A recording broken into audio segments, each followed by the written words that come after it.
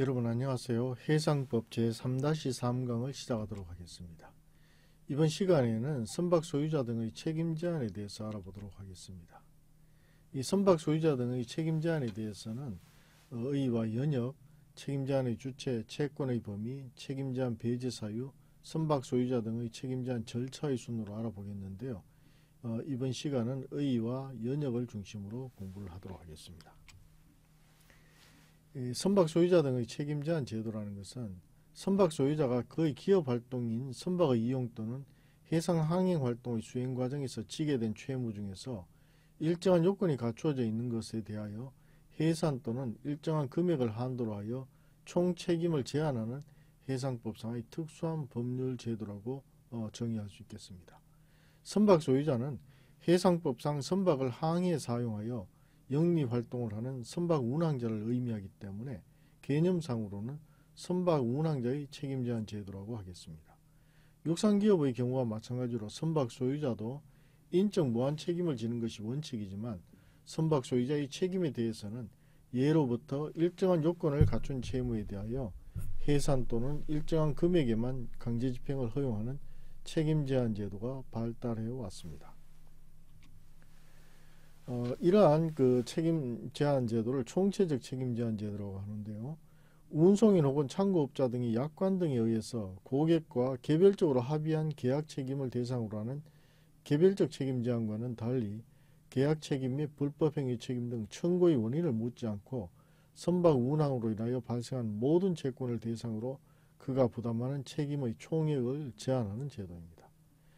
주체가 선박 운항자이고 책임 제한의 대상 채권이 해난 사고로 발생한 손해라면 채무 불이행 채권, 불법행위 채권의 여부는 물론이고 법률의 규정에 의한 채권인가 비용 채권인가를 구분하지 않고 그가 부담하는 채무액 전체에 대하여 일정한 한도로 책임을 제한하는 유한 책임 제도라고 하겠습니다. 해난 사고로 인한 채권을 대상으로 하고 있는데요. 선박의 운항과 직접 관련된 손해를 요건으로 하므로 충돌, 침몰, 좌초 등 선박 운항상의 사고에 기인하여 발생되는 채권이라는 점에서 해난 사고로 인한 채권이 그 대상이 되겠습니다. 청구권 경합 이론에 의하여 청구 원인을 계약과 불법 행위의 어느 것으로도 청구할 수 있어서 법률의 문구상으로나 청구 원인의 외형상으로는 운송인 책임 제한 제도와 유사하게 볼 수 있지만 운송인 책임 제한 제도는 계약 위반에서 발생하는 채권이라는 점에서 해난 사고에서 발생하는 채권인 선박 소유자 등의 책임 제한 제도와는 그 본질이 다르다고 하겠습니다. 근거가 되는 법률로는 상법 제769조 내지 제776조의 규정인데요. 또 절차상으로는 선박 소유자 등의 책임 제한 절차에 관한 법률이 적용이 됩니다. 이 상법은 책임 제한 제도의 내용을 규율한 실체법이고 선박 소유자 등의 책임 제한 절차에 관한 법률은 책임 제한 절차를 규율한 절차법이라고 하겠습니다. 국제협약이 규정한 것은 실체법에 해당하는 것이고 절차법은 각국이 자국의 소송법 체계에 따라서 별도로 정하도록 하고 있습니다. 상법은 1976년 협약 즉 LLMC를 모델로 선박 소유자 등의 책임 제한 제도를 국내법화하였고 2007년 개정을 통해서 1996년 협약의 일부를 수용하고 있습니다. 관련된 대법원 판례를 보면요. 대법원 2015년 11월 17일 선고 2013-61343 판결에서는 상법 제769조 본문은 구 규정 형식과 내용 및 입법 취지 등에 비추어 임의 규정으로 보아야 하므로 당사자 사이의 합의에 의하여 선박 소유자 책임 제한의 적용을 배제할 수 있다. 그리고 상법 제799조 제1항에 의하면 해상 운송인의 책임에 관한 당사자 사이의 특약은 상법 제794조부터 제798조까지의 규정에 반하여 운송인의 의무 또는 책임을 경감 또는 면제하는 경우가 아닌 한 유효하다. 이렇게 판시하였는데요. 이 판시는 선주 책임 제한 제도와 운송인 책임 제한 제도의 성격을 잘못 이해하고 있는 것이 아닌가 이렇게 생각이 됩니다. 제도의 본질에 대해서 알아보도록 하겠습니다. 위의 판결과 관계가 있는데요. 총체적 책임 제한 제도라는 것은 운송인 책임 제한 제도와 구분을 할 필요가 있는데요. 운송인 책임 제한 제도는 운송인과 화주 간의 운송계약 위반에 대하여 운송인의 손해배상 책임을 운송물의 포장 또는 중량 단위로 제한하는 개별적 책임 제한 제도인 반면 선박 소유자 등의 책임 제한 제도는 선박 운항상의 사고, 즉 해난 사고로 인한 채무 전체를 일정한 한도로 제한하는 총체적 책임 제한 제도라는 점에서 본질적으로 다르다고 하겠습니다. 따라서 우리 판결문에서는 이런 선주 책임 제한 제도도 임의법규로 보고 있지만 운송인 책임 제한 제도가 편면적 강행 규정으로 운송인의 책임 제한권을 포기하거나 책임 한도액을 법률의 규정보다 높게 사전에 합의하는 것이 유의하다고 하고 있는데요. 이는 계약에 근거한 책임이기 때문에 사전 합의가 가능하기 때문입니다. 선박 소유자 등의 책임 제한은 항해 사고로 인하여 발생한 선박 운항자의 책임에 기인한 것인데요. 사고 발생 전에 미리 선박 소유자 등이 책임 제한권을 포기한다는 것은 누구를 상대로 어떤 채권에 대하여 책임이 발생할지를 예정할 수 있어야 하는데 선박 운항상의 사고를 원인으로 하는 채권에 대한 책임 제한권을 사전에 포기할 수 없다고 보는 것이 논리적이라고 하겠습니다. 대법원이 당사자의 합의로 선박 소유자 등의 책임 제한을 배제할 수 있다고 판단한 것은 제도의 본질을 앞에서 설명드린 대로 잘못 이해하고 있다고 하겠습니다. 대법원의 판단대로 임의법규로 해석한다면 선박 소유자는 책임 한도액을 명목상의 아주 적은 액수로 제한하거나 선박 소유자의 면책약관도 유효한 것이 되어 책임보험의 가입을 통한 피해자에 대한 최소한의 구제도 불가능하게 할 가능성이 커지기 때문에 오히려 그 폐해가 더 크게 됩니다. 또한 선박의 운항과 관련된 인적 물적 손해라 하더라도 불법행위 책임에 대하여는 선박 소유자 등의 책임 제한이 인정되는 반면 계약 책임에 대하여는 책임 제한이 인정되지 않거나 면책 또는 법정 책임 한도액보다 현저하게 낮은 책임 한도액이 적용될 수 있으므로 동일한 책임 제한 기금 내에서도 대상 채권에 따라 완전히 다른 취급을 받을 수도 있어서 불합리하게 된다고 하겠습니다. 따라서 이 규정은 강행법규로 보는 것이 타당하다고 하겠습니다.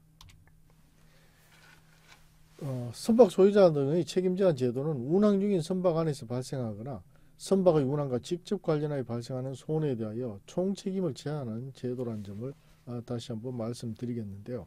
선박의 운항은 선박의 항해로 해석되기 때문에 책임의 주체로서 선박 소유자 등은 선박 운항자를 의미한다고 하겠습니다. 동일한 항해 및 동일한 사고에서 계약 운송인은 복수가 될 수 있지만 선박 운항자는 여러 명이 동시에 있을 수 없습니다.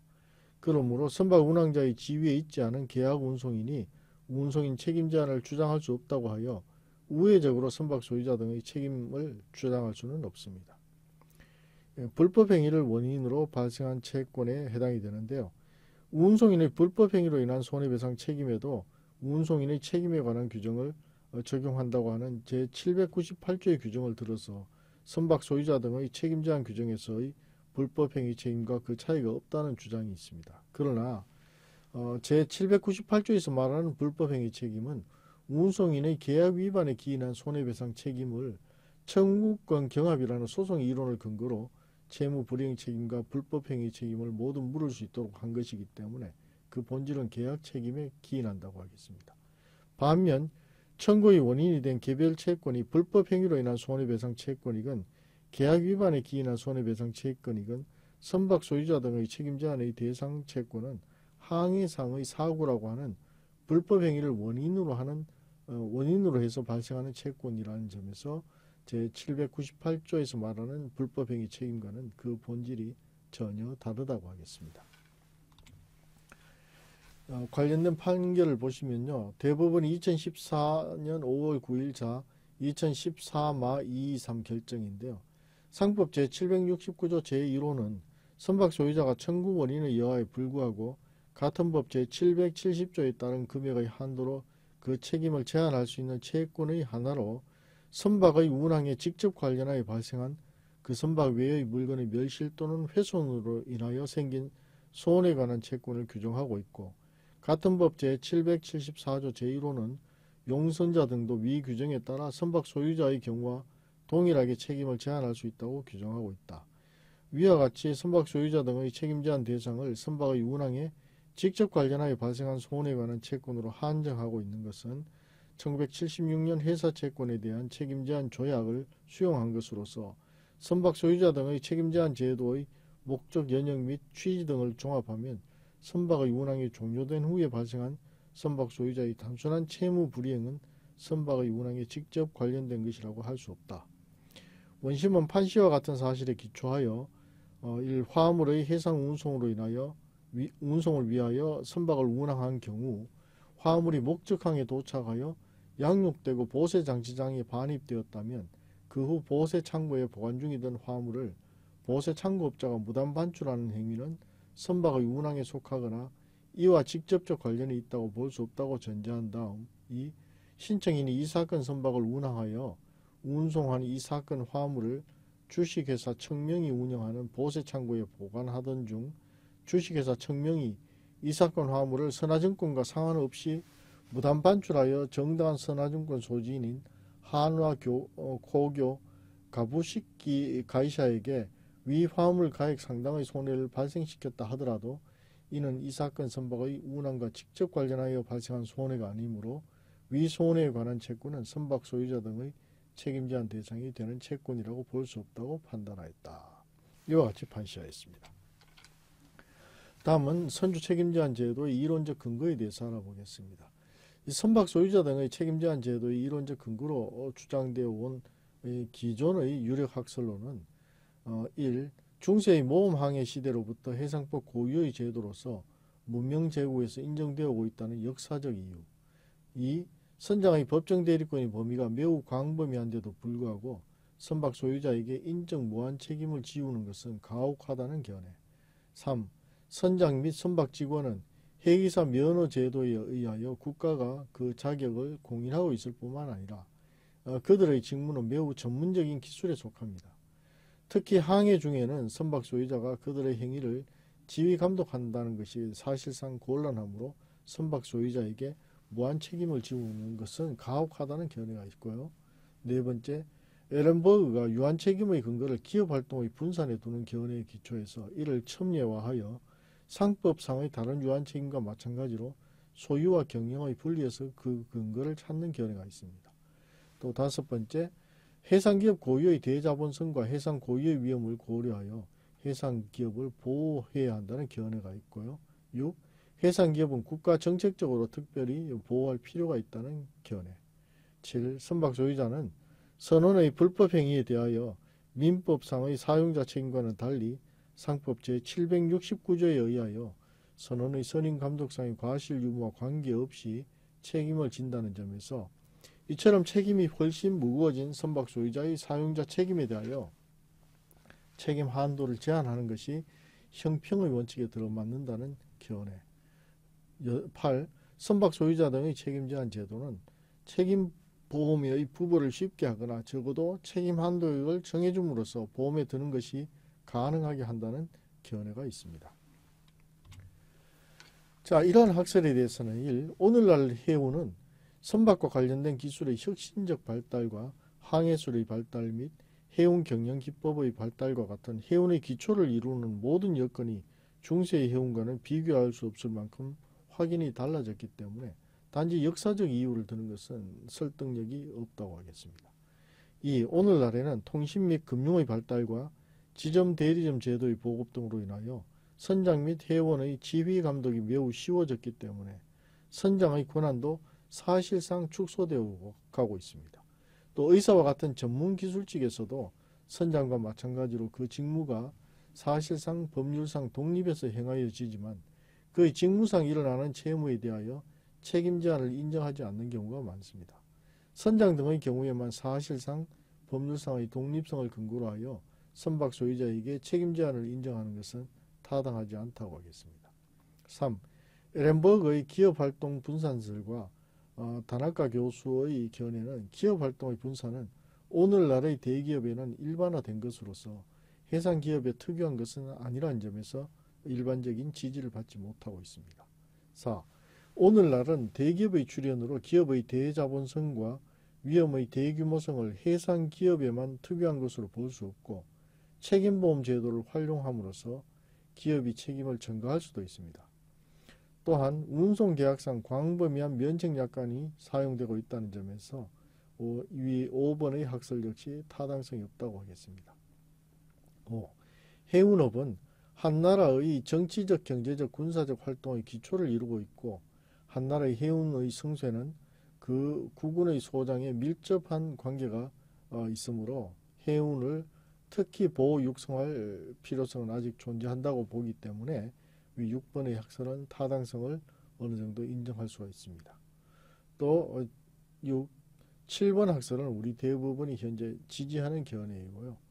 7. 독일에서는 1909년 자동차 보유자의 책임제한법에서 손해배상액의 최고 한도를 제한하고 있는데요. 이는 자동차 보유자가 높은 보험료를 부담하지 않고도 책임보험에 들 수 있도록 하기 위한 것인데 이런 8번 학설도 이와 같은 맥락에서 이해할 수 있다고 하겠습니다.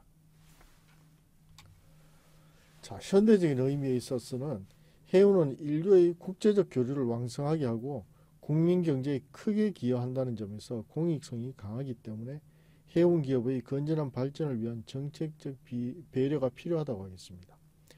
이 대부분 국가가 선박 소유자 등의 책임 제한 제도를 제도화하고 있는 경우에 이 제도를 채택하지 않은 나라의 해운은 국제 경쟁에서 불리하다는 점도 인정하지 않을 수 없습니다. 3. 국제적 성격이 강한 해운 산업은 어떠한 형태로든 해운 관련 조약을 수용하지 않을 수 없으며 이를 거부하면 국제사회에서의 고립과 경제적, 문화적 낙후를 의미한다고 하겠습니다. 4. 선박 소유자 등의 책임 제한 제도는 절차법과 보험 제도를 적절하게 활용함으로써 채권자에 대한 공평하고 신속 확실한 채권액 분배 역할을 할 수도 있으며 분쟁 당사자 간의 화해를 촉진해서 불필요한 다툼을 사전에 방지하는 효과가 있습니다. 5. 선박 소유자의 책임 한도액이 확정되어 있어 보험에 들기가 쉽다고 할 수 있겠습니다. 선박 소유자가 무자력 상태가 되었을 때도 손해배상을 가능하게 하여 채권자를 보호할 수 있을 뿐만 아니라 선박 소유자로서도 안전하고 확실한 기업 경영을 도모할 수 있다는 점에서 여전히 선박 소유자 등의 책임 제한 제도는 오늘날 유효한 제도다 이렇게 볼 수 있겠습니다.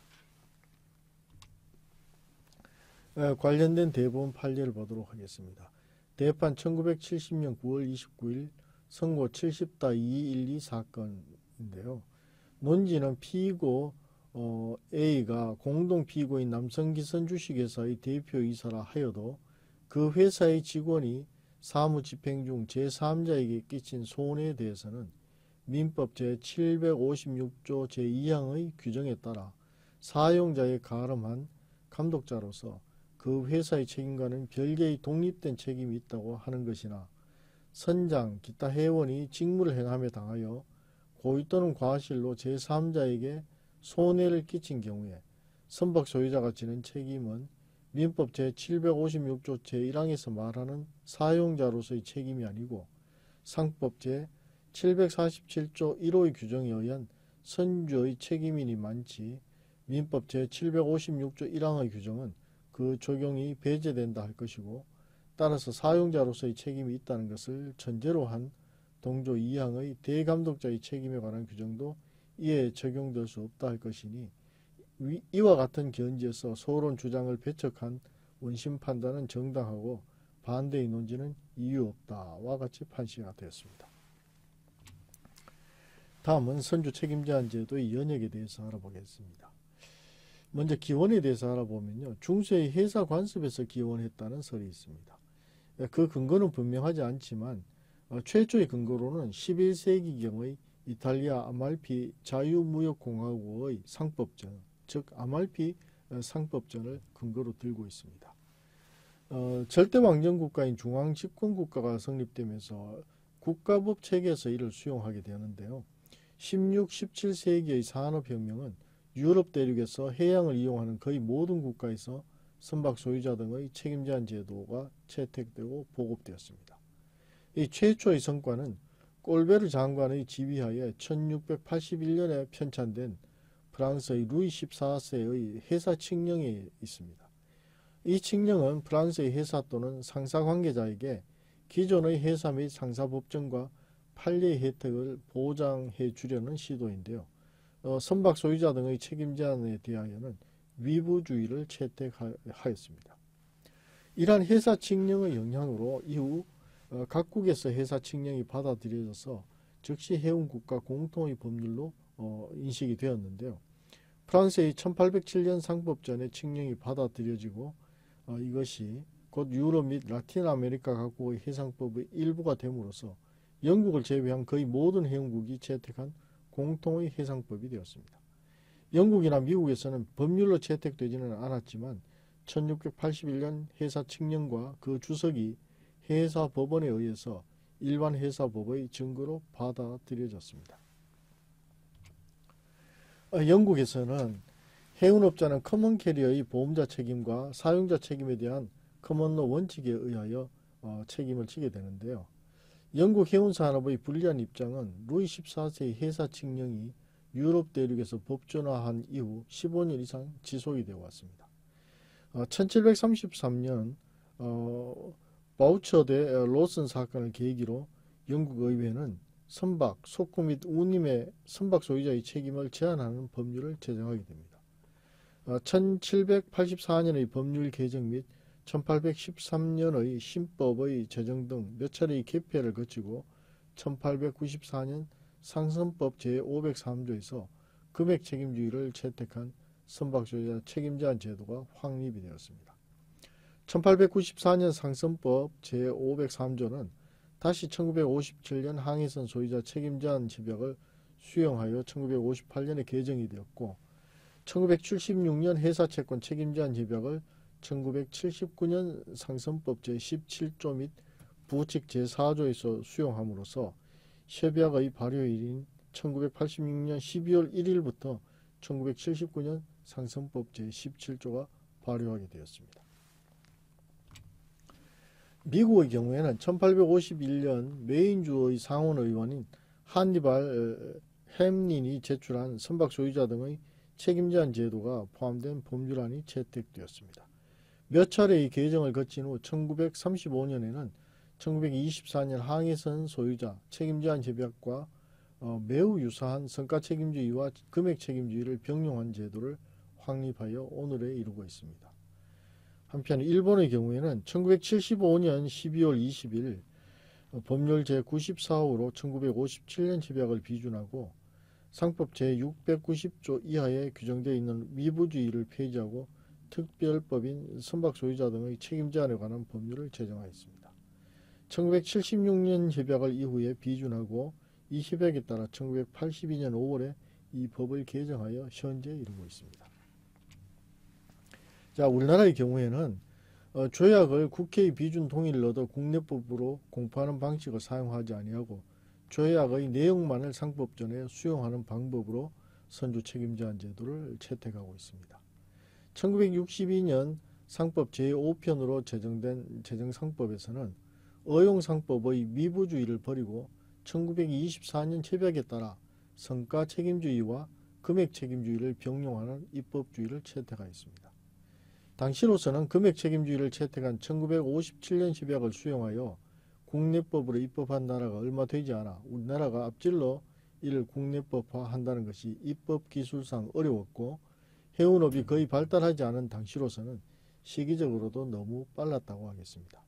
다만 금액 책임주의에 관한 규정에서 그 금액과 책임의 원인을 정함에 있어서는 1957년 협약의 내용을 참작하였습니다. 한편 1991년에 상법을 개정하게 되는데요.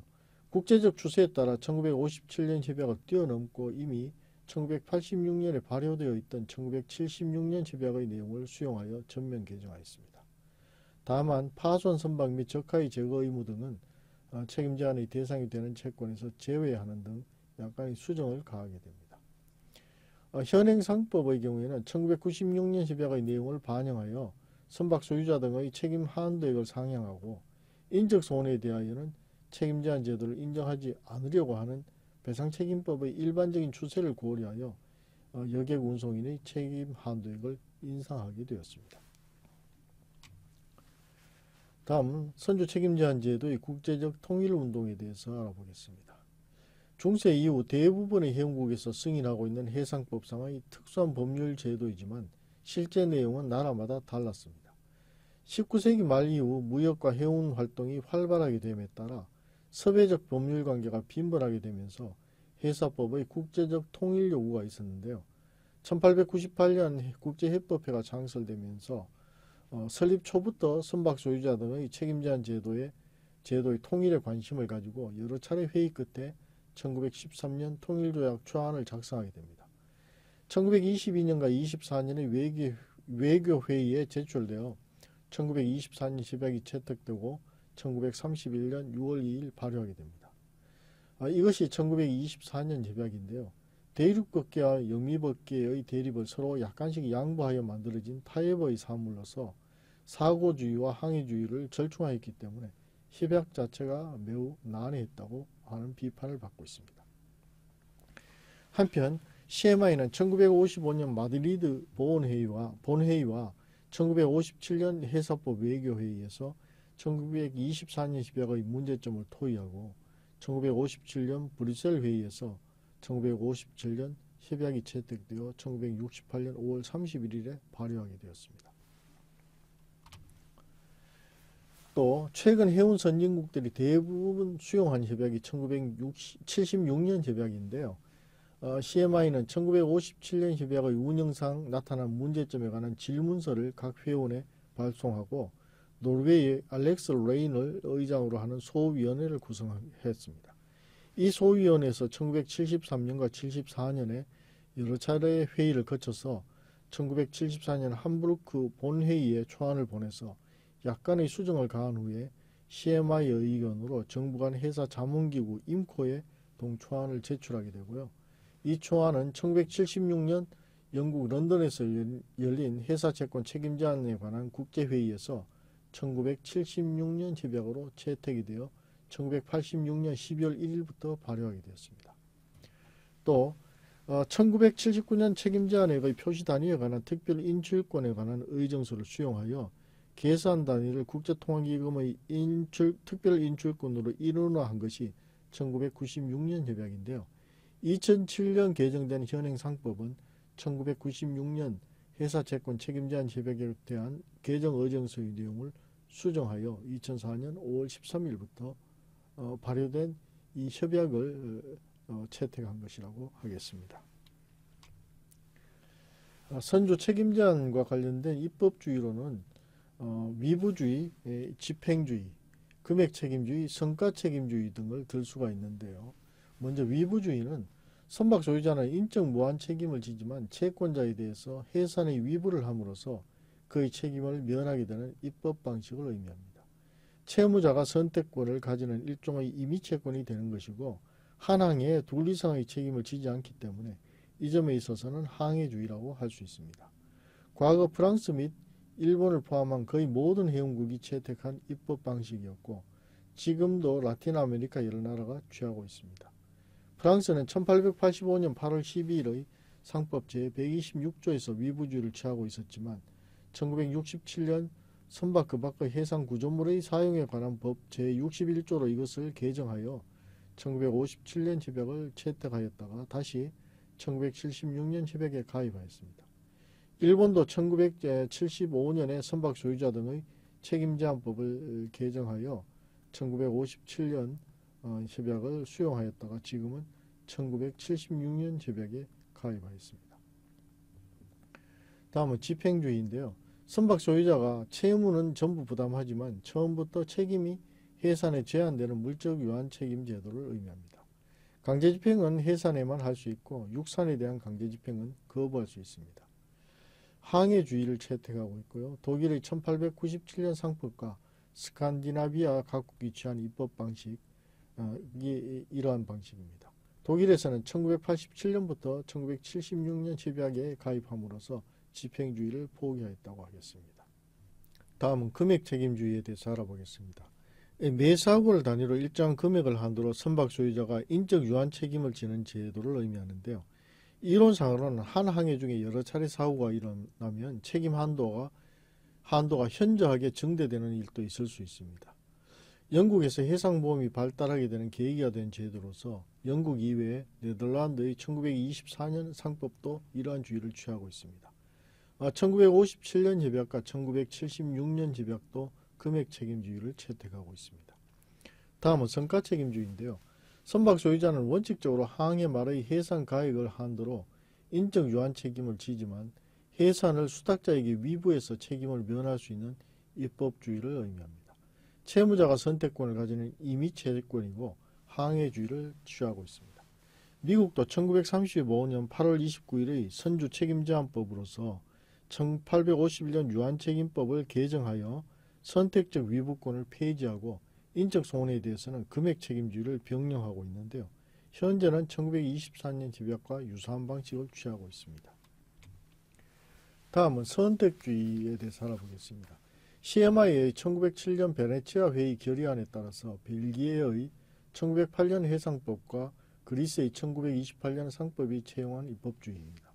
위부주의, 성과책임주의 및 금액책임주의를 선택하도록 하는 선택채권이고 항해주의를 취하고 있습니다.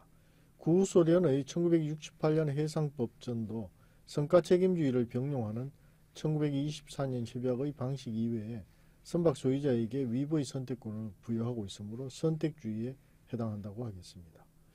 다음은 병용주의인데요. 1924년 협약이 채용한 입법 방식으로서 성과책임주의를 원칙으로 하고 금액책임주의를 병용하고 있습니다. 성과의 평가에 관하여 항해주의와 사고주의를 절충하고 있고요. 벨기에의 1928년 해상법, 미국의 1935년 선주책임제한법, 이탈리아의 1939년 선박 소유자 책임법 등이 이러한 방식을 취하고 있습니다.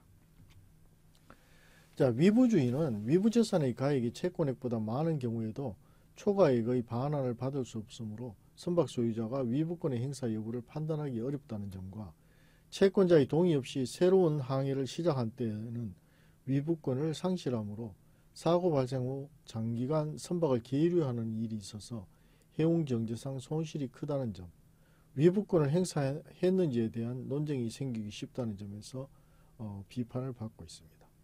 또 집행주의는 선박이 주된 집행재산이므로 사고 발생 후에는 선박의 관리가 소홀해진다는 점과 강제집행 절차가 번잡하여 채권자에게도 불편하고 실제로 독일에서도 잘 이용되지 못했다는 점이 비판점으로 대두되고 있습니다.